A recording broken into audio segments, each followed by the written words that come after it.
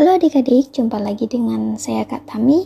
Kali ini kita akan belajar tentang keselamatan kerja di laboratorium.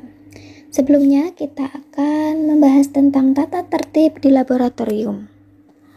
Apa saja tata tertib di laboratorium? Yaitu, selama bekerja di laboratorium, kita harus mengenakan jas laboratorium. Setiap pengguna laboratorium harus menjaga ketertiban, kebersihan, dan keamanan laboratorium. Dilarang bekerja sendirian di laboratorium. Dilarang bersenda gurau di laboratorium. Dilarang bermain-main dengan peralatan laboratorium dan bahan kimia.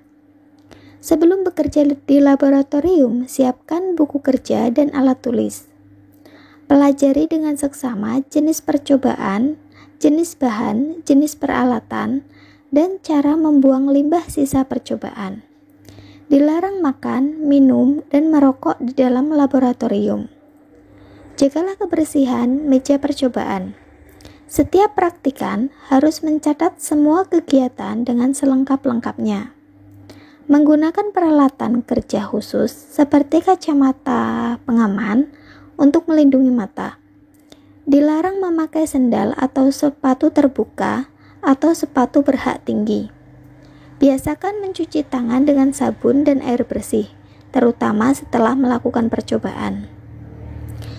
Apabila terjadi kecelakaan yang berkaitan dengan bahan kimia, laporkan segera kepada asisten.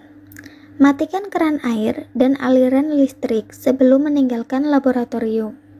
Selanjutnya, alat-alat keselamatan kerja, yaitu ada jas laboratorium, kain lap yang tahan panas atau tidak mudah terbakar, sarung tangan tahan panas, masker, kacamata pelindung, ruangan khusus untuk pemakaian bahan kimia berbahaya, peralatan P3K, dan alat pemadam api ringan.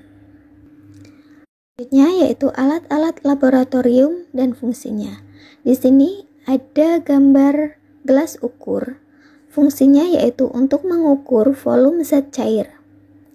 Ada gelas beker, fungsinya yaitu untuk menampung bahan kimia cair.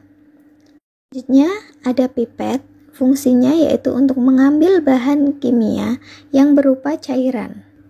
Ini ada Erlenmeyer, yaitu fungsinya untuk menampung atau mencampur bahan kimia cair. Selanjutnya ada cawan Petri, yaitu fungsinya untuk tempat menyimpan media untuk membiakkan bakteri. Selanjutnya, ada tabung reaksi, fungsinya untuk menampung atau mencampur bahan kimia cair. Selanjutnya, ada termometer, fungsinya untuk mengukur suhu. Ada kaca pembesar atau loop, fungsinya yaitu untuk memperbesar bayangan suatu objek biologi. Selanjutnya ada pinset, yaitu fungsinya untuk mengambil bahan kimia padatan atau menjepit sesuatu. Selanjutnya ada kaki 3, fungsinya yaitu penyangga pada saat memanaskan cairan dengan pembakar spiritus atau dengan bunsen. Selanjutnya ada simbol-simbol bahan kimia. Nah, simbol seperti api ini maknanya mudah terbakar. Contohnya yaitu alkohol, minyak tanah, dan natrium. Cara penanganannya yaitu sediakan lap basah jika terjadi kebakaran oleh minyak tanah atau alkohol. Gunakan tabung pemadam kebakaran untuk memadamkan api. Selanjutnya, ada simbol silang, maknanya yaitu iritasi atau berbahaya, berbau tajam dan menyengat. Contohnya, uap bromin, amonia, asam sulfat, dan kloroform. Penanganannya, pada saat menggunakan bahan ini, tutuplah hidung dan mulut dengan kain kasa dan lakukan di dalam lemari. Muntahkan jika tercium bahan ini.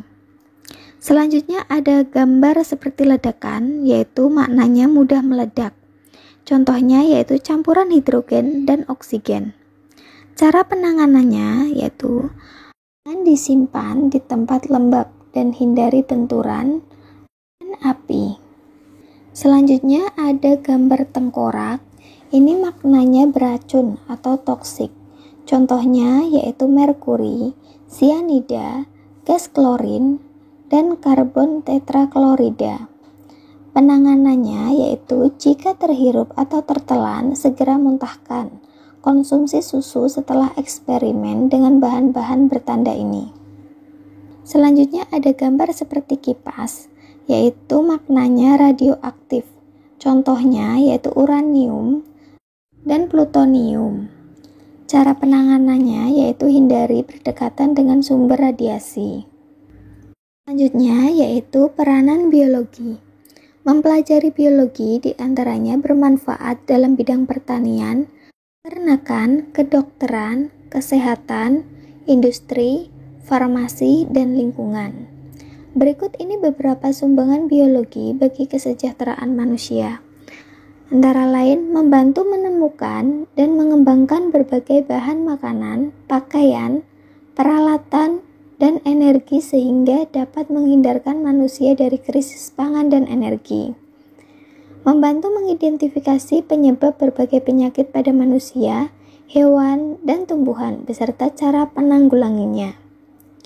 Membantu memahami berbagai proses kehidupan, seperti metabolisme, cara pewarisan sifat, daur ulang, jaring-jaring makanan, dan sebagainya.